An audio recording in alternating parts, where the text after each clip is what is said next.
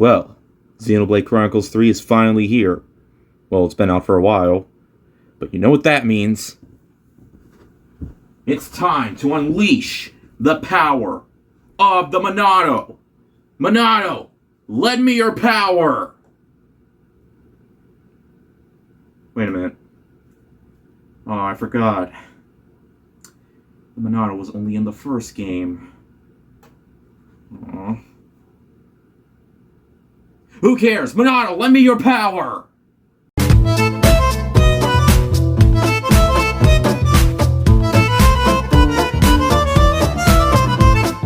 Hey guys, what is up? This is Matthew Davis, me once again. Welcome back to another video game review. This time it is going to be on Xenoblade Chronicles 3. Now, fighting to live and living to fight, a brand new RPG adventure awaits in Xenoblade Chronicles 3, bringing together the futures of Xenoblade Chronicles and Xenoblade Chronicles 2. There's also Xenoblade Chronicles X, though that doesn't really count as a fourth game. I don't know, it's kind of complicated. But anyways, this title will take players to the world of Alonius, home to two hostile nations. Kiev, a nation where mechanical technology was developed.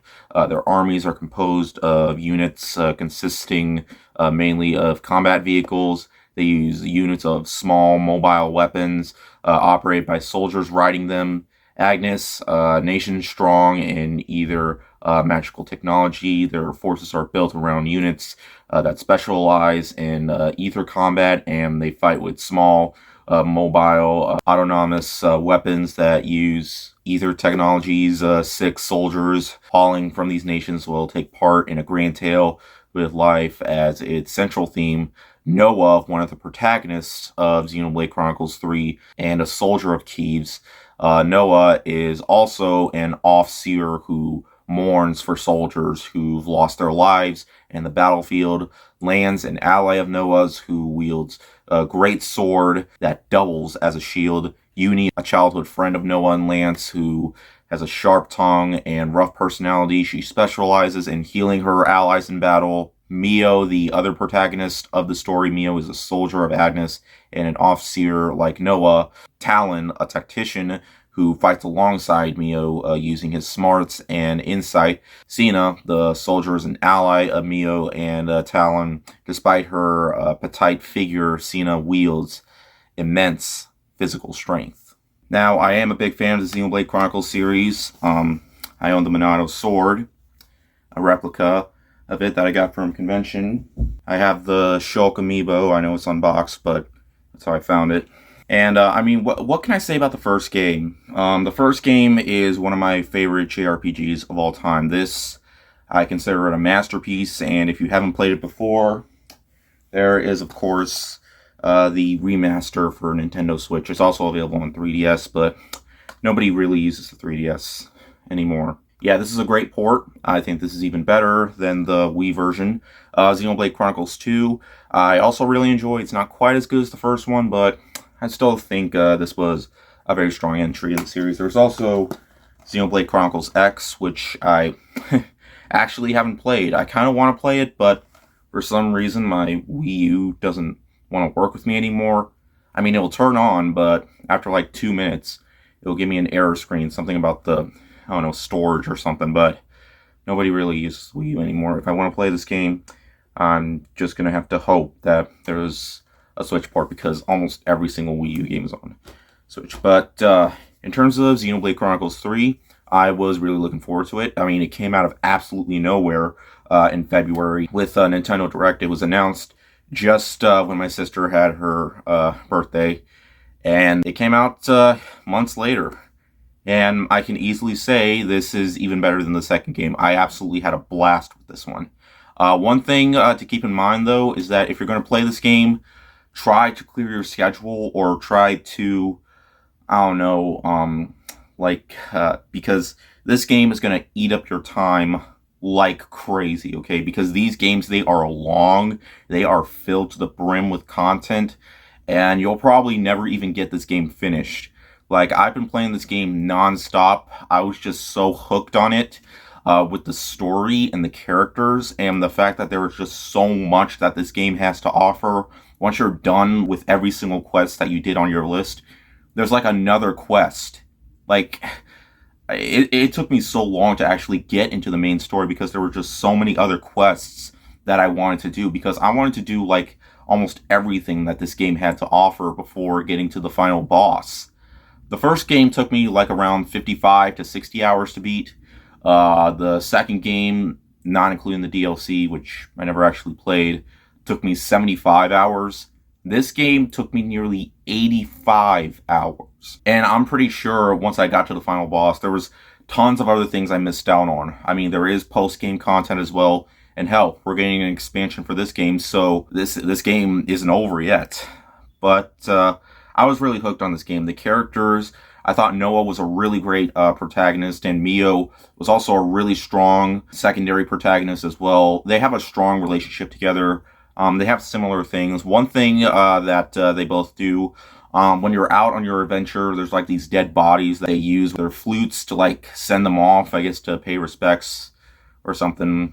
And there are a lot of areas to explore. These games are huge. They are open, and it feels like the worlds just expand nonstop. And while the graphics could have been a little bit better, I mean, the character models, they look fantastic, and the world looks amazing. The only thing is, because the Switch isn't as powerful as Xbox or PlayStation, I still feel like the graphics are, I don't know, they could have looked a lot better. But, I mean, there is a lot of great looking games on Nintendo Switch.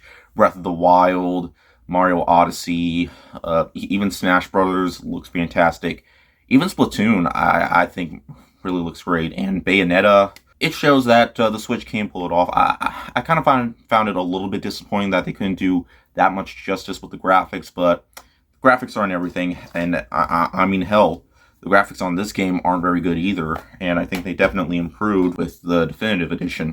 But when it comes to these games, you definitely expect a lot of combat, and there is a lot of combat. One of the biggest that this game is going for is its new system style.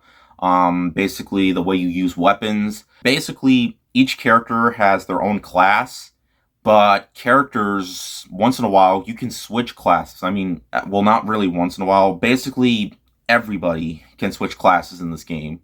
And it was honestly a blast to like see what other characters are capable of with other classes.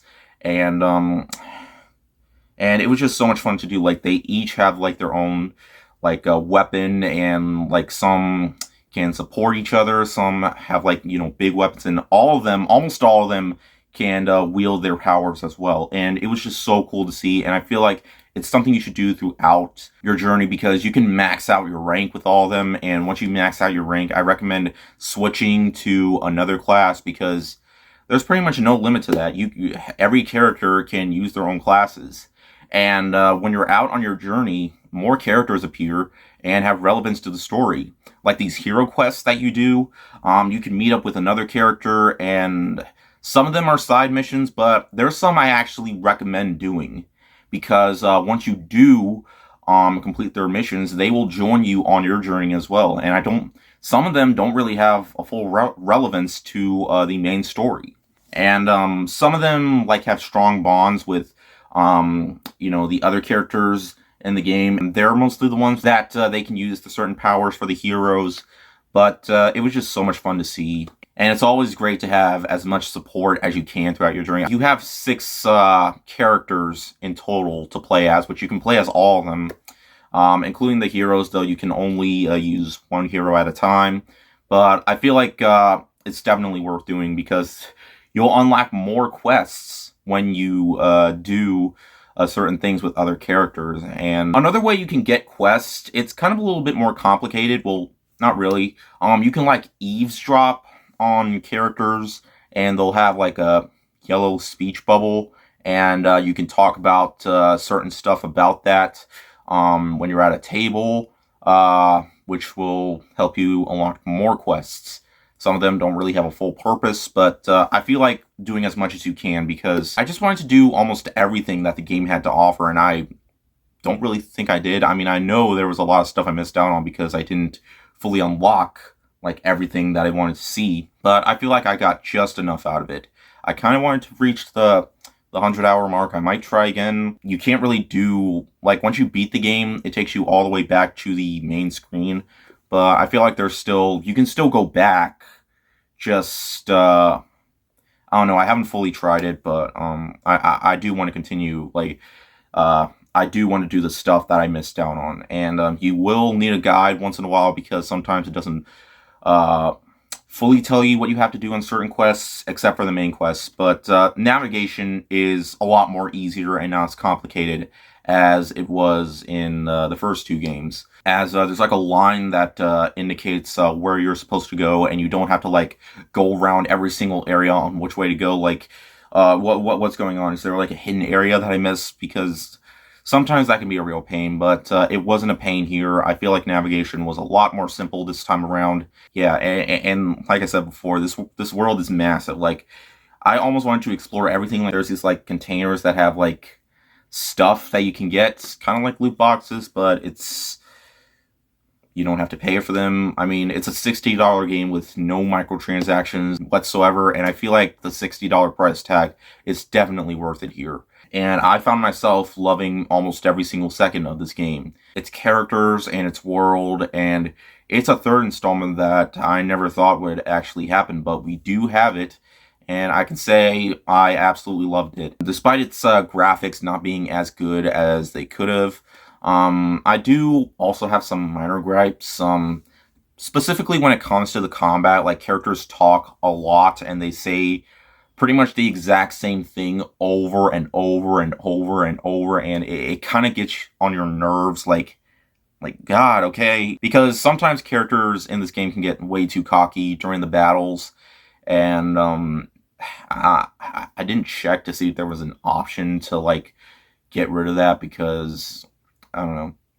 Also, when it comes to the final boss, it does have multiple forms, but, there wasn't really a part in the game where I felt like it was necessary to grind out my character to make him or her stronger, or in this case, all the characters, because they pretty much have the exact same. Well, there wasn't like a point in the game where I just completely grinded out my character in order for him to get stronger before doing another quest. But I feel like if you're going to do that, definitely do that when you get to the final boss, because the final boss takes like 45-30 minutes to beat, and it has multiple forms, although the forms are mostly the same.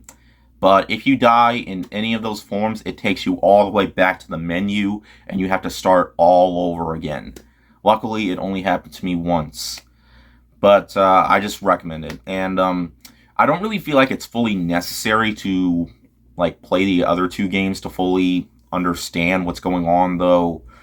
A character from Xenoblade Chronicles 2 actually does make an appearance, which is something that I wasn't actually expecting, because, you know, Shulk never returned, or any other character like that in the franchise.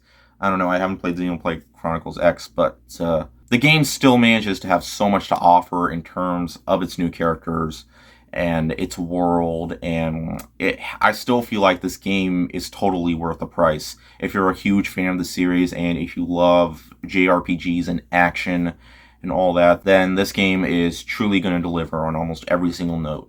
And in the end, guys, Xenoblade Chronicles 3 is the third installment that I never thought we'd actually get, and I'm so happy that it did see the light of day. The gameplay is just as addicting as it ever was. There's tons of quests to do, and it'll eat up your time, but I feel like most of the time was definitely worth well spent. I mean, some of the quests are just fetch quests that you have to do to help out other characters. But a lot of the other quests I felt like actually did have a purpose, and there were so many quests that weren't part of the main story that I actually did have fun with, and I actually recommend doing as much as you can before being the final boss. I did most of the side stuff more than I did the story stuff, but yeah, Monolith Soft, you have done it again with this one. It's one of my favorite games of the year, and it's by far my favorite Switch game of the year so far. I'm not sure if that's going to change. It might, but this is the game that I spent almost as much time with as I did Elden Ring. I highly recommend giving this game a shot. It is worth every single cent. Easily the best game to come out in the series since the first game. So yeah, this is just this is a great trilogy. It's great to see that Xenoblade Chronicles has become a trilogy now. Hopefully, we might get more games in the franchise in the future. I hope we do get a port of Xenoblade Chronicles X, because I do want to try the game out, and if I can't get my Wii U to work, then I probably might not get to play this game if there isn't, because I kind of did want to play this game after I was done with the third game, but I don't know. But anyways, thank you guys so much for watching, and I'll see you guys later. Word out.